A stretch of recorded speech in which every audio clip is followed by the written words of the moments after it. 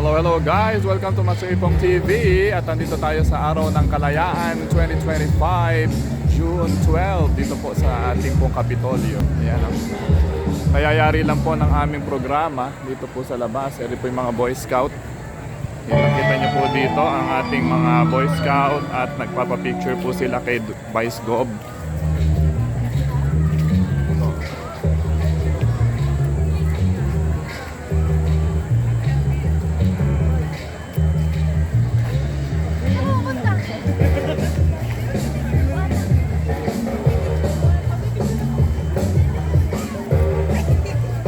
Ayan po sila sa labas. So ako po nag-represent sa Nueva Ecija High School, no? Sa ngalan po ng aming minamahal na principal, Ma'am Aurora T. Aguila. So papasok na po tayo at may pa-breakfast daw po si Governor dito sa ating Kapitolyo. Pasok po tayo.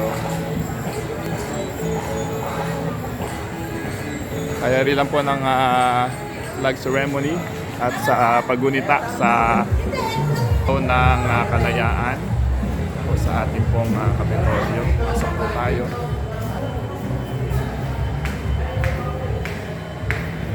Breakfast.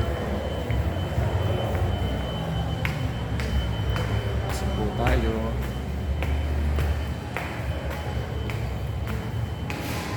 Ating Capitol entrance. Wala pa yala ko. Hello po. Sige po.